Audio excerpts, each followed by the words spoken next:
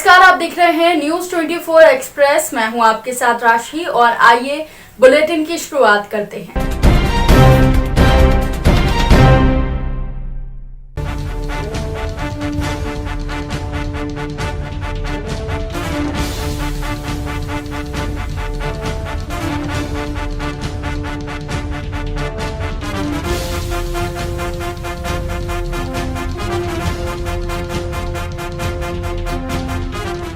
मध्य प्रदेश की अग्रणी company zero plus private limited ने अपनी विचारधारा स्वस्थ नारी सशक्त भारत के अनुरूप अपने बहुप्रतीक्षित उत्पाद संपूर्ण भारत में लॉन्च किए हैं। Company pride wing sanitary pads एवं बेबी सॉफ्ट हैप्पी पैंट्स का सफलतापूर्वक विपणन आरंभ कर चुकी है।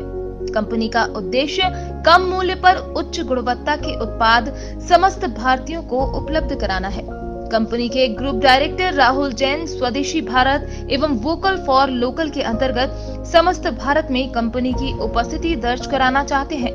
कंपनी का मुख्य ऑफिस मध्य प्रदेश के इंदौर शहर में स्थित है।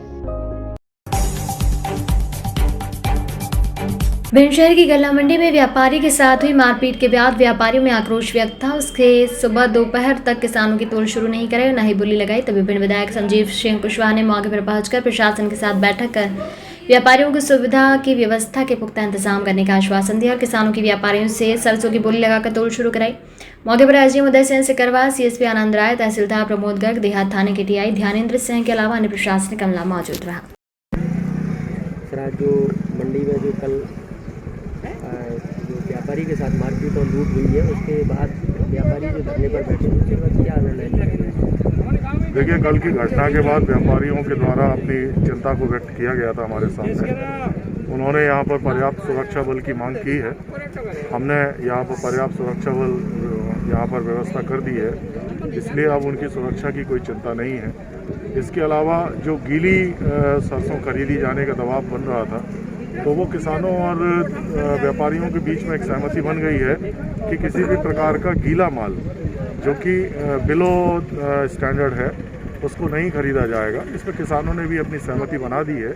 व्यापारी अब वापस खरीदी पर आ गए हैं और अब खरीदी सुचारू रूप से चालू होगी। घटना हुई व्यापारियों के साथ, एक व्यापारी भाई के साथ कुछ लोगों ने मारपीट की घटना की, जिसकी वजह से व्यापारियों में आक्रोश व्याप्त था और आज खरीदी बंद कर रखी थी। हम अभी पूरे प्रशासन के साथ एसडीएम, सीएसपी और मंडी सचिव वगैरह इनके साथ सभी व्यापारियों के साथ बैठकर बात की, चर्चा की और व्यापारियों से भी निवेदन किया कि वो चूँकि आज सभी किसान आ चुके हैं काफ़ी मात्रा में, तो खरीद चालू करें। आज सभी और खरीद चालू भी हो गई है, खरीद चालू करा दें। Thank you. दतिया में बिजली विभाग के तेवर नरम होते नजर नहीं आ रहे हैं। बिजली विभाग के अधिकारियों ने कांग्रेस के पूर्व विधायक राजेंद्र भारती के परिवार का क्रेशर और अखिल इंडस्ट्रीज पर कार्रवाई की। दतिया जिले में बिजली विभाग अब तक 150 दुकानों को अपनी वसूली के लिए सील कर चुका है। बिजली विभाग अधिकारी सुधीर शर्मा ने बताया कि दतिया जिले में बिजली विभाग को उपभोक्ताओं ने 450 करोड़ की बकाया राशि ली है। इसको लेकर बिजली विभाग का सभी बकायादारों को नोटिस जारी कर उनकी राशि वसूलने का काम कर रहा है। जो भी बकायादार विद्युत की बकाया राशि नहीं दे रहा, उसके ऊपर सील कर कुर्की की कार्रवाई की जाएगी। इसको लेकर विद्युत विभाग टीम ने बाईपास स्थित पूर्व विधायक राजेंद्र भारती के भाई राकेश भारती के भारतीय सोन क्रेशर पर 4,65,000 की बकाया राशि को लेकर क्रेशर का ट्रांसफार्मर उठा लाई। वहीं उनके परिवार को मंडी स्थित निखिल इंडस्ट्री पर 4.25 लाख की राशि होने पर उसे सील कर दिया। दतिया जिले में लगभग 450 करोड़ रुपए की राशि बकाया है बिजली विभाग की और हम पिछले कई महीनों से उनको विधिवत नोटिस देकर निवेदन कर रहे थे कि आप अपने बकाया राशि का भुगतान करें, लेकिन उनके द्वारा बार बार समझाइश देने के बाद भी लापरवाही बढ़ती जा रही थी। तो अब विधिवत कार्रवाई प्रारंभ कर दी गई है, जिसमें हमने सभी बकायेदार उपभोक्ता हैं उनके या तो दुकानें हम लोग बंद कर रहे हैं, सीज कर रहे हैं, या उनके औद्योगिक कनेक्शन है उनके ताला डाल रहे हैं, उनको बंद कर रहे हैं और जहां पर हमारे ट्रांसफार्मर लगे हुए हैं वो ट्रांसफार्मर को उठा रहे हैं। पिछले कई दिनों से दतिया शहर में कार्रवाई हो रही है, इसमें लगभग हम लोग करीब 25-26 दुकानें बंद कर चुके हैं और दतिया जिले में लगभग हमारी 150 करीब दुकानें हम लोगों ने बंद कर दी हैं, जिन पर 1 लाख या 1 लाख से अधिक राशि बकाया है। आज की कार्रवाई में ये क्रेशर है जो कि राकेश भारती जी के नाम से है, उस पर हमारा करीब 4,68,000 रुपये बकाया था हम कई दिनों से उनसे प्रयास कर रहे थे कि विधिवत राशि जमा करें, बट उनके द्वारा नहीं की गई, तो आज हमने उनका ट्रांसफर उठा लिया गया। ऐसे ही उनका एक कनेक्शन और है जो मंडी में है, जो अखिल इंडस्ट्री के नाम से है, उस पर भी लगभग 4.25 लाख रुपये बकाया है, उसको भी आज हमने बंद कर दिया है। और ये कार्रवाई हमारी अब सतत जारी रहेंगी। हम किसी भी स्थिति में बकायेदार उपभोक्ताओं को अब बिजली का उपयोग नहीं करने देंगे। टीकमगढ़ गांधी चौराहा से जनप्रतिनिधि, अधिकारियों और स्थानीयजनों ने मास्क लगाने का संकल्प लिया, मास्क वितरण किया। साथ ही कोरोना से बचाव के लिए जिला प्रशासन द्वारा शहर में कोरोना मार्च पास्ट निकाला। मेरा मास्क मेरी सुरक्षा संदेश देते हुए शहर के गांधी चौराहा पर एकत्रित हो गए। इसके बाद शहर के प्रमुख चौराहों से फ्लैग मार्च निकालकर फ्लैग मार्च का गांधी चौराहे पर समापन किया। फ्लैग मार्च में टीकमगढ़ एक सप्ताह चलने वाला सायरन बजाकर जागरूक करना, मास्क पहनाना, मेरा मास्क मेरी सुरक्षा, सोशल डिस्टेंस का तीसरा दिन था। फ्लैग मार्च में Azim Saurabh Mishra, CP Patel, deputy collector Surendra Ahirwa, नायब तहसीलदार एसडीओपी कृष्णपाल सिंह, थाना प्रभारी वीरेंद्र सिंह परिवार, उप निरीक्षक रघुराज सिंह, बीएस ठाकुर सहित काफी संख्या में जिला प्रशासन और पुलिस प्रशासनिक अमला मौजूद रहा। देखिए, जैसा कि पता चल रहा है कि कोरोना का प्रभाव बढ़ता चला जा रहा है, उसी को ध्यान में रखते हुए शासन स्तर पर भी आदेश हुए हैं कि प्रतिदिन एक सप्ताह तक जो सुबह 11 बजे और शाम को 7 बजे 2 मिनट का सायरन बजाया जाए। इसी के अनुसार हम लोग कार्रवाई कर रहे हैं। प्रतिदिन कोतवाली, देहात और लगभग जिले के सभी थाने अपने अपने स्तर पर अपने अपने क्षेत्र में 2 मिनट का सायरन बजाकर जागरूकता और रैली निकाल रहे हैं। मास्क का वितरण किया जा रहा है। इस पूरी कार्रवाई में पुलिस प्रशासन, नगर पालिका सभी लोग बढ़ चढ़कर भाग ले रहे हैं और जनता से भी अच्छा रिस्पॉन्स मिल रहा है। और इस तरीके के सम्मिलित प्रयास से हम सभी लोग शीघ्र ही कोरोना पर विजय पाएंगे और कोरोना का जो स्तर है वो कम से कम करने में सफल होंगे। आज कहाँ से निकला सर अपना? आज कोतवाली से लेकर पुराने बस स्टैंड और फिर पुराने बस स्टैंड से वापस कोतवाली तक निकाला गई। इसी तरह का चलता रहेगा सब? इसी तरह का कार्यक्रम चलता रहेगा प्रतिदिन सुबह और शाम, सुबह 11 बजे और शाम को 7 बजे। खेत के विवाद को लेकर चल रही आपसी लड़ाई में आरोपियों ने चलाई पुलिस पर गोली। उप निरीक्षक प्रशांत यादव की गोली लगने से घटनास्थल पर हुआ। पुलिस अधिकारी मौके पर मौजूद होकर किया घटना का निरीक्षण। मामला थाना खंदोली क्षेत्र के अंतर्गत गांव नेहर्रा का है, जहां खेत में आलू के विवाद को लेकर 2 भाइयों के झगड़े की सूचना पर पहुंचे सब इंस्पेक्टर प्रशांत यादव पर आरोपी द्वारा चलाई गई गोली, आरोपियों की तरफ से चली गोली के कारण सब इंस्पेक्टर प्रशांत यादव की घटनास्थल पर मौत हुई। मौके पर पुलिस अधिकारी, आलाधिकारी तहसील खुजरा, जिला बुलंदशहर के रहने वाले शहीद सब इंस्पेक्टर प्रशांत यादव, भारी मात्रा में पुलिस फोर्स तैनात और अपर पुलिस महानिदेशक आगरा जॉन ने आरोपियों के खिलाफ सख्त कानूनी कार्रवाई के गिरफ्तार करने के आदेश दिए। नेहर्रा गाँव में एक बहुत ही दुखद घटना हुई है। इसमें हमने अपने एक साथी, बहादुर साथी सब इंस्पेक्टर प्रशांत को खोया है। यहाँ पर 2 भाइयों का, 2 सगे भाइयों का आपस का विवाद था विश्वनाथ और शिवनाथ के बीच में। और ये सूचना उसमें से एक भाई ने, शिवनाथ ने, थाने पर दी कि विश्वनाथ उनको धमका रहे हैं। इनका विवाद जो था वो आलू के खेत से आलू निकालने का था। इस सूचना पर सब इंस्पेक्टर प्रशांत और कांस्टेबल चंद्रसेन तत्काल यहाँ मौके पर पहुँचे और यहाँ पर उनको देखते ही जो अभियुक्त विश्वनाथ है वो खेतों की तरफ दौड़ने लगा। सब इंस्पेक्टर ने और कांस्टेबल ने बहुत बहादुरी का परिचय देते हुए उसका पीछा किया और सब इंस्पेक्टर जैसे ही पास में पहुँचा उसने अपने एक अवैध वेपन से फायर किया जो उनके सब इंस्पेक्टर की गर्दन में लगा, जिससे उनकी मृत्यु हो गई। सब इंस्पेक्टर जिन्होंने अपने during the line of his duty ये एक्सट्रीम सैक्रिफाइस किया है, उसके लिए शासन की तरफ से 50 लाख रुपए नेक्स्ट ऑफ किन को और एक नौकरी उनके नेक्स्ट ऑफ इनको देने का घोषणा की गई है। और साथ ही उनकी स्मृति में, उनकी शहादत पर, उनकी स्मृति में उनके गांव के सड़क को उनके नाम किया जाएगा।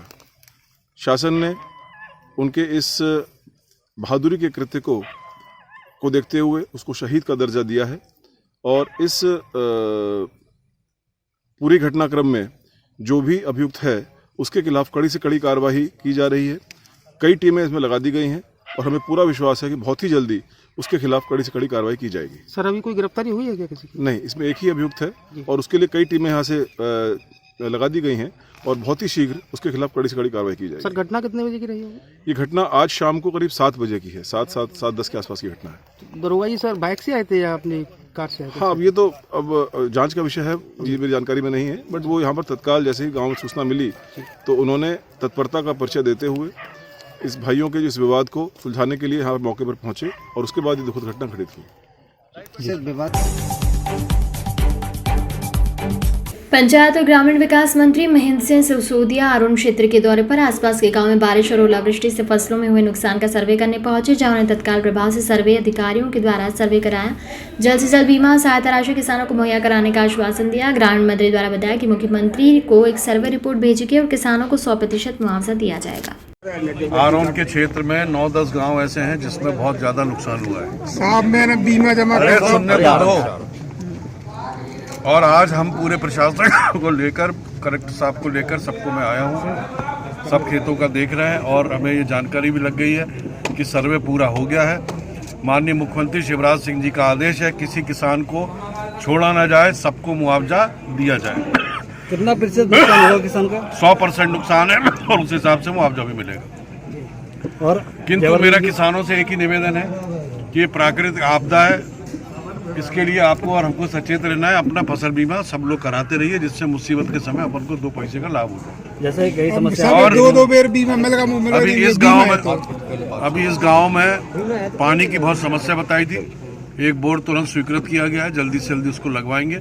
और डीपी जो जली पड़ी है, तो किसान भाइयों से मेरा निवेदन है थोड़ा थोड़ा पैसा सब जमा कराएं, क्योंकि अगर फ्री में बिजली जलाएंगे तो विद्युत कंपनी बैठ जाएगी। सर जैसे ये सड़क निर्माण कार्य चल रहा है आरोन से पनवाड़ी तक, बहुत ही घटिया और बहुत ही कमजोर सड़क डाली जा रही है। नहीं, ऐसा तो नहीं कह सकते कि घटिया है, अभी बनी है नहीं ये सड़क। आप नहीं, कई जगह बन गई सर, वो लगाई जा रही है। अगर घटिया होगी तो उसकी जांच कराएंगे और सजा दिलवाएंगे, ऐसी क्यों चिंता करते हो? ठीक है, चलो। बड़नगर में सेंट मार्टिन स्कूल में शिक्षक द्वारा वहीं पढ़ने वाली छात्रा के साथ छेड़छाड़ का मामला शांत नहीं हुआ कि सेंट मार्टिन स्कूल पर हिंदू भावनाओं को ठेस पहुंचाने का मामला फिर उजागर हुआ। उसका विरोध करते हुए हिंदू महासभा प्रखंड बड़नगर द्वारा स्कूल के विरुद्ध प्रदेश गृह मंत्री, शिक्षा मंत्री, जिले के कलेक्टर के नाम एक ज्ञापन नगरपालिका के मुख्य द्वार पर तहसीलदार सुरेश नागर को सौंपा। ज्ञापन के माध्यम से हिंदू महासभा ने कहा कि पीर जलार रोड बड़नगर से सेंट मार्टिन स्कूल में बच्चों के साथ छेड़छाड़ की घटना घटित होकर पुलिस प्रकरण दर्ज हुआ है। इसके अतिरिक्त हिंदू धर्म, हिंदू प्रतीक, हिंदू चिन्ह, हिंदू संस्कृति का घोर विरोध कर विद्यालय में पढ़ रहे विद्यार्थियों को डराया धमकाया जाता है। इससे बड़नगर हिंदू समाज में आक्रोश होकर विद्यालय संचालक के उक्त कृत्य हिंदू भावनाओं को ठेस पहुंचाने वाला होकर गैर हिंदू विरोधी कहते हैं। हिंदू धर्म, हिंदू संस्कृति, हिंदू भावना को ठेस पहुंचाने वाले उक्त तथ्यों की जांच कराई जाकर स्कूल प्रशासन के विरुद्ध कार्रवाई की मांग करते हुए सेंट मार्टिन स्कूल की मान्यता को रद्द करने की भी हिंदू महासभा द्वारा मांग की गई।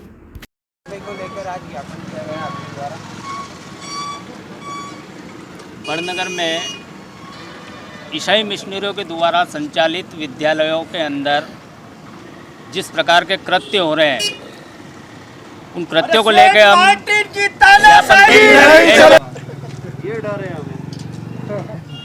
सेंट मार्टिन विद्यालय के अंदर हिंदू समाज को नीचा दिखाने के उद्देश्य से विद्यालय के अंदर तिलक लगा के प्रवेश नहीं करने देना, हाथों में रक्षा सूत्र बांधकर प्रवेश नहीं करने देना, गले में माला कंठी नहीं पहनने देना। उसी के साथ अगर उपवास के लिए फलिहार लेकर बच्चे पहुंचते हैं तो उन्हें विद्यालय के अंदर फलिहार भी नहीं करने दिया जाता है। इस प्रकार की जानकारी विद्यालय में पढ़ने वाले कई परिवार और बच्चों के द्वारा हमें दी गई, जिससे हिंदू समाज में बहुत रोष है।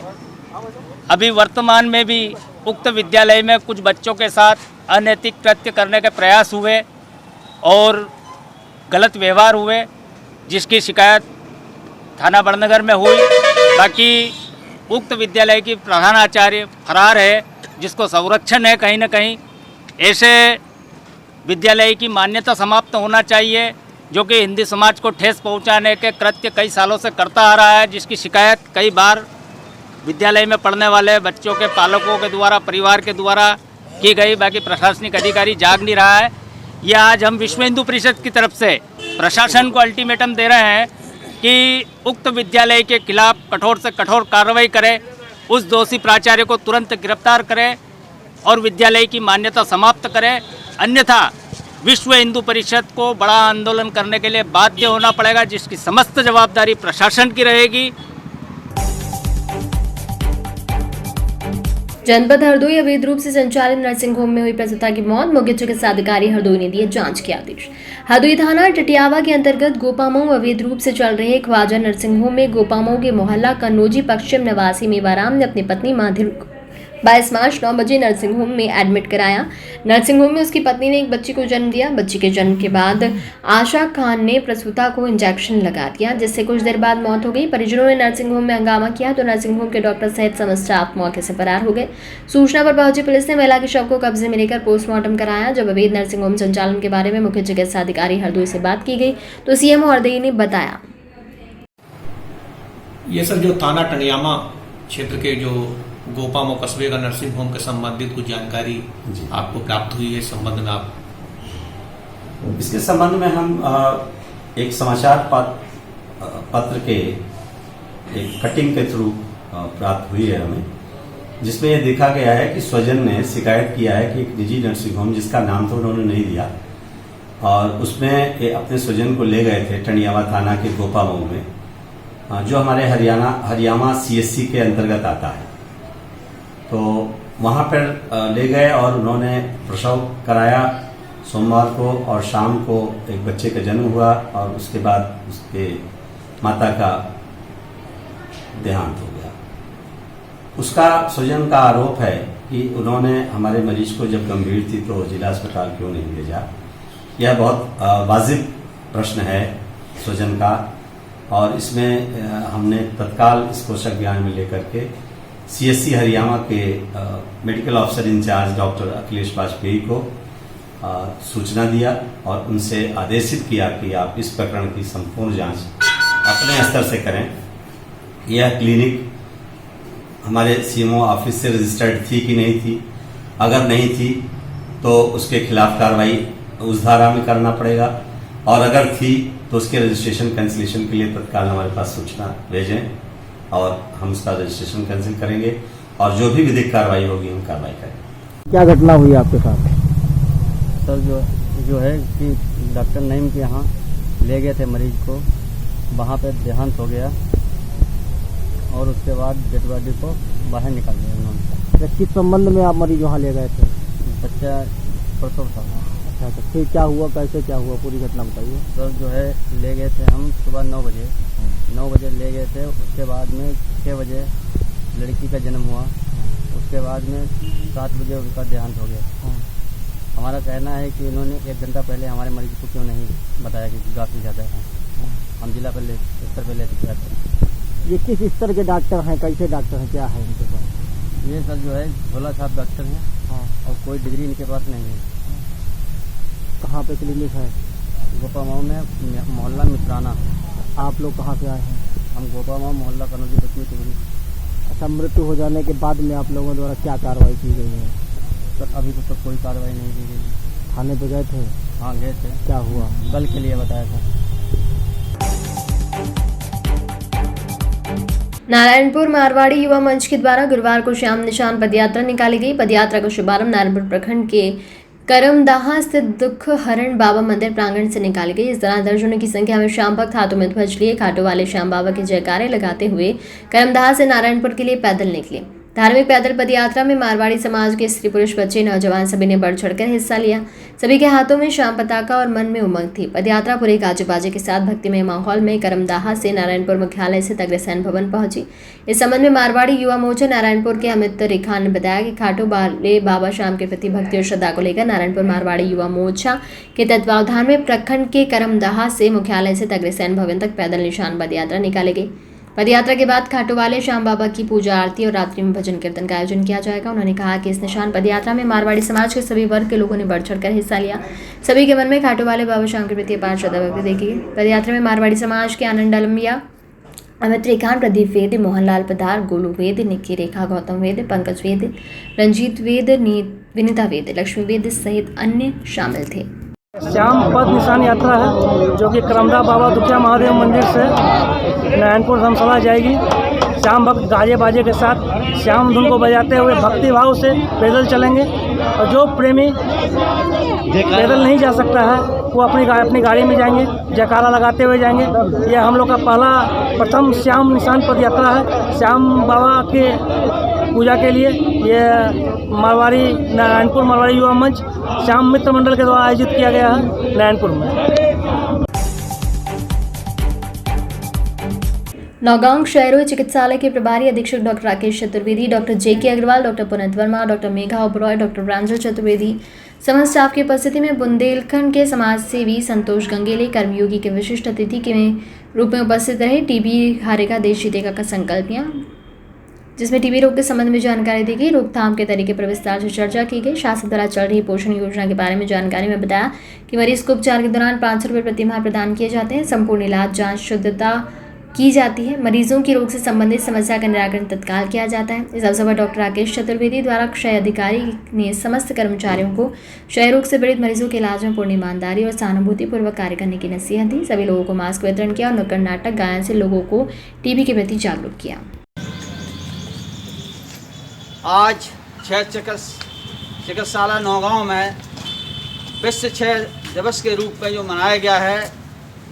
नौगांव में 1954 में 17 फरवरी को नौगांव क्षय चिकित्सालय स्थापना हुई थी। यहाँ पर लगभग 200-250 मरीजों का उपचार होता रहा। धीरे धीरे जिला स्तर पर शासन द्वारा जो चिकित्सालय खोले गए तो मरीजों की सुविधा के लिए ये व्यवस्था की गई कि जो वहाँ बुंदेलखंड क्षेत्र के नौगांव में इलाज कराने आते थे उनको जिला स्तर पर दवाइयाँ वितरण की गई। भारत सरकार और प्रदेश सरकार द्वारा क्षय चिकित्सालय बीमारी रोकने के लिए लगातार प्रयास किए जा रहे हैं। जैसा कि हमारे अधीक्षक महोदय डॉक्टर राकेश चतुर्वेदी जी अग्रवाल साहब और आप सभी ने बताया है, यहाँ क्षय चिकित्सालय एक प्रसिद्ध है और मध्य प्रदेश का पहला ऐसा चिकित्सालय माना जाता था जहाँ के मरीज ठीक होके जाता था। मेरी उम्र भी लगभग 64 वर्ष हो गई है। मैं देख रहा हूँ कि इस हॉस्पिटल में ऐसे लोग जो स्टेशन पे आए हैं और यहाँ उपचार लेने के बाद ठीक होके गए हैं। तो यदि टीबी की मरीज किसी को होती है, कोई बीमारी होती है, तो उसके जो लक्षण आप लोगों ने बताए हैं उन लक्षणों से बचने के लिए तुरंत आप क्षय चिकित्सालय नौगांव सरकारी अस्पताल में आएँ। यहाँ से आपको पूरी सुविधा, खाने पीने दवाई की सुविधा पूरी दी जाती है। आपके परिवार के रहने के लिए यहाँ व्यवस्था की गई है कि साथ में अटेंडेंट भी रह सकता है। आज विश्व क्षय चिकित्सालय दिवस के अवसर पर सभी को हम शुभकामना देते हैं और मरीजों के स्वास्थ्य लाभ की कामना करते हैं और आप सभी से निवेदन करते हैं कि बीमारी होने के पहले ही इसको रोक दिया जाए। जय हिंद, जय भारत। दमोह बस स्टैंड पर करीब 2 बजे रात में आग लग गई। उसके बाद यहां मौजूद लोगों ने पुलिस और दमकल विभाग को इसकी जानकारी दी। जानकारी के मुताबिक आग छोटी सी थी लेकिन देखते ही देखते फैलती गई और आसपास की कई बसों को अपनी चपेट में ले लिया। फिलहाल आग लगने के कारणों का पता नहीं चला है। गुरुवार शुभ यात्री रोजाना की तरह बस स्टैंड पहुंचे लेकिन नजारा कुछ और था। हादसे की वजह से कई बसें रद्द हो चुकी थी। बस स्टैंड पर आग रात करीब 2 बजे लगी। उसके बाद यहाँ मौजूद लोगों ने दमकल और पुलिस विभाग को इसकी जानकारी दी। खबर मिलते ही तुरंत दोनों मौके पर पहुंचे और आग बुझाने का प्रयास शुरू किया। 3 घंटे की कड़ी मशक्कत के बाद आग पर काबू पाया गया। हालांकि सुबह 5 बजे यहाँ रोजाना पार्क होने वाली 7 बसें पूरी तरह खाक हो चुकी थी। बस ऑपरेटर राजकुमार जैन, बंटी कुरैशी, समीर कुरैशी, रिंकू खान ने बताया कि उनकी बसें नियमित रूप से बस स्टैंड पर आकर पार्क होती थी। इसी बीच जब बुधवार रात उन्हें आग की खबर फोन पर मिली। ऑपरेटर के मुताबिक आग में से बसों को निकालना बेहद मुश्किल था क्योंकि एक के बाद एक बस में लगातार आग लगती जा रही थी। हवा तेज होने के कारण आग फैल रही थी और डीजल टैंक लगातार ब्लास्ट होने से विस्फोट हो रहे थे, जिससे आग के बीच दूसरी बसों का निकलना बहुत मुश्किल हो गया। हालांकि बस स्टैंड पर रोजाना ड्यूटी करने वाले आरक्षक महेंद्र ने वहां पार्क अन्य बसों को बचाने में काफ़ी मेहनत की और करीब 2 दर्जन से अधिक बसों को आरक्षक की मदद से आग से जलने से बचाया जा सका। बस मालिकों का कहना है कि फिलहाल उन्हें संयुक्त रूप से करीब 1.5 करोड़ रुपए का नुकसान हुआ है। मौके पर पहुंचे सीएसपी अभिषेक तिवारी, मगरून थाना प्रभारी यादव, देहात थाने में पदस्थ एएसआई राजीव पुरोहित सहित कोतवाली और अन्य पुलिस स्टाफ की मदद से आग पर पूरी तरह काबू पाया जा सका। इसी बीच दमोह नगर पालिका की दमकल के अलावा जिले के अन्य हिस्सों से 3 और दमकल वाहन बनाए गए। वालों की है, एक समीर बस वालों की है और एक मुन्ना जैन की है। ऐसी 7 गाड़ी है। क्या लगता है ये हादसा है या दुर्घटना? ये असामाजिक तत्वों द्वारा लगाई गई है और इसका पुलिस प्रशासन अपने साथ में जांच करे। इसमें कोई जनहानि तो नहीं? जनहानि कुछ नहीं हुई। ना तो इधर कोई शॉर्ट सर्किट है, कोई तार हो जिसमें स्पार्किंग हुई, ना कोई गाड़ी में शॉर्ट सर्किट हो सकता है क्योंकि हम लोग मेन स्विच गिरा के रखते हैं गाड़ी। इसको रात में करीब 1:30 से 2 बजे की ये घटना है बस स्टैंड पे, जिसमें इमरान एक चाय की दुकान जो चलाता है उसने फ़ोन लगा के रिंकू और अमजद खान को यह सूचना दी कि बस स्टैंड में गाड़ी में आग लग रही है। रिंकू ने फिर अन्य बस ऑपरेटरों को सूचना दी। तब तक हम लोग बस स्टैंड आए तब तक हम लोग को यहाँ पर पुलिस बल मौजूद मिला और उनके द्वारा एक फायर ब्रिगेड के द्वारा आग बुझाई जा रही थी। उसमें जो पन्ना गाड़ी का ड्राइवर था उसने और अन्य जो यहाँ स्टाफ खड़ा हुआ था उसने भी अन्य गाड़ियों को यहाँ से हटाने की कोशिश की। और वस्तु स्थिति अभी ये नहीं कही जा सकती कि घटना का मूल कारण क्या है। कितनी बसें जली हैं, कितना नुकसान? मूल रूप से 5 स्लीपर हैं जिसमें 2 AC, 3 नॉन AC हैं और 2 छोटी यात्री बसें हैं। टोटल 7 गाड़ियाँ जलकर खाक हो चुकी हैं। इनकी कीमत लगभग अमूमन अगर अपन अंदाज़ा लगाएं तो 1,25,00,000 के आसपास का ये नुकसान बस ऑपरेटरों का हुआ है। यह एक ऐसा वक्त है जो कि कोरोना काल से निकल के मोटर मालिक यह आया था कि चलो अब कुछ हम अपने जीवन के लिए कर पाएंगे, और यह एक दमों के इतिहास के लिए बहुत ही दुखद घटना है, जबकि हमारे मोटर मालिकों की 7 गाड़ियाँ जलकर खाक हो गई। प्रशासन से और सरकार से आप क्या उम्मीद करते हैं? जैसा कि आप लोग भी जानते हैं कि सारी यात्री बसों का बीमा होता है, परंतु बीमा की फॉर्मेलिटीज़ इतनी ज़्यादा होती है कि पूरी करते करते काफ़ी समय लग जाता है। मैं चाहता हूँ कि मध्य प्रदेश शासन और अन्य कलेक्टर महोदय से भी मेरा निवेदन है कि वो तत्काल यहाँ पर बस ऑपरेटरों को कुछ आर्थिक सहायता मदद करें ताकि उनके परिवार का जीवन पालन हो सके।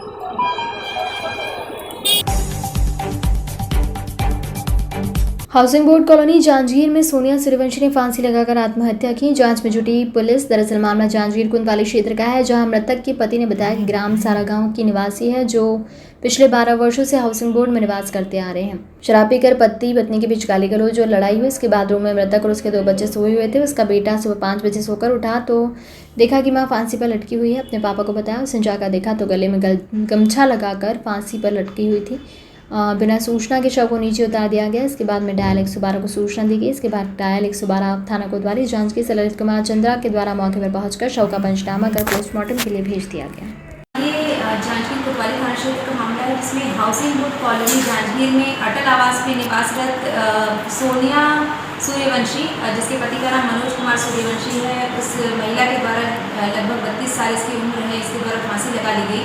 उसके पति मनोज कुमार सूर्यवंशी ने सुबह आकर थाने में इसकी रिपोर्ट दर्ज कराई। उनके द्वारा बताया गया कि इनके 2 बच्चे हैं और ये पूरे परिवार सहित अपनी पत्नी और दोनों बच्चों को लेकर सारा गांव गया हुआ था और शाम को वो लोग वापस आए थे और ये इसकी पत्नी खाना बना रही थी और उसी दौरान वो शराब लेने बाहर गया हुआ था। शराब पीकर जब घर वापस आया तो पति पत्नी के बीच में विवाद हुआ इस बात पर कि घर पे एक बिगड़ी हुई मोटरसाइकिल रखी हुई थी, उसे बनवाने की बात को लेकर दोनों के बीच में विवाद हुआ और उसके बाद दोनों अलग अलग कमरे में सो गए थे और उसके बाद सुबह उठकर जब उसने देखा तो उसकी पत्नी ने फांसी लगा ली थी और उसके बाद तत्काल उसने पुलिस को आकर सूचना दी। इसमें पुलिस के द्वारा मौके पर पहुंचकर शव का पंचनामा कर उसे PM हेतु हॉस्पिटल में भेजा गया था। इसमें PM रिपोर्ट जैसे ही प्राप्त होती है उसमें जो भी तथ्य सामने आते हैं उसके आधार पर अग्रिम कार्रवाई की जाएगी। मैं हस्बैंड मृतक का नाम है सोनिया और मुझे गाड़ी के मामला रही से गाड़ी की लाइट नहीं जलत रही से तो कहीं से बनवा रहा कल बनवा रहा मैं कहा हाँ बनवा रहा तब घर आए तो खाना पीना बनाते रहे तो मैं थोड़ा थके रहा तो थोड़ा पी के आए घर में तो कहते पिए पर पैसा पा गया गाड़ी नहीं मैं कहें 100 रुपये में गाड़ी ही नहीं बन जाए तो मैं 1500 रुपये लगी तो मैं बनवा लाऊँगा लाइट के कार बारे तेला तो वही बात में गाली गलौज मोटर करी तो समझाएँ बुझाएँ कि गाली गलौज में वही मत करे पिए पाए दोनों जन में फिर बढ़ जाए तनी मानी फिर गाली गलौज करी महू 2 शब्द गाली गलौज करे ताहले मैं ज़्यादा देर तक एक 3 बार यहाँ तो बढ़ जाए दोनों जन के तो मैं बाहर में आके सूत दें। ये जो बातचीत हुई तो यार रतिया के 9, साढ़े 9, 10 बजे के आसपास है तो सुबह 4 बजे पता चली क्या मन बताइए। हमारे आज के बुलेटिन में फिलहाल इतना ही। तमाम ताज़ा तरीन खबरों की अपडेट्स के लिए आप बने रहिए न्यूज़ 24 एक्सप्रेस के साथ। मध्य प्रदेश की अग्रणी कंपनी 0+ प्राइवेट लिमिटेड ने अपनी विचारधारा स्वस्थ नारी सशक्त भारत के अनुरूप अपने बहुप्रतीक्षित उत्पाद संपूर्ण भारत में लॉन्च किए हैं। Company pride wing sanitary pads एवं बेबी सॉफ्ट हैप्पी पैंट्स का सफलतापूर्वक विपणन आरंभ कर चुकी है। कंपनी का उद्देश्य कम मूल्य पर उच्च गुणवत्ता के उत्पाद समस्त भारतीयों को उपलब्ध कराना है। कंपनी के ग्रुप डायरेक्टर राहुल जैन स्वदेशी भारत एवं वोकल फॉर लोकल के अंतर्गत समस्त भारत में कंपनी की उपस्थिति दर्ज कराना चाहते हैं। कंपनी का मुख्य ऑफिस मध्य प्रदेश के इंदौर शहर में स्थित है।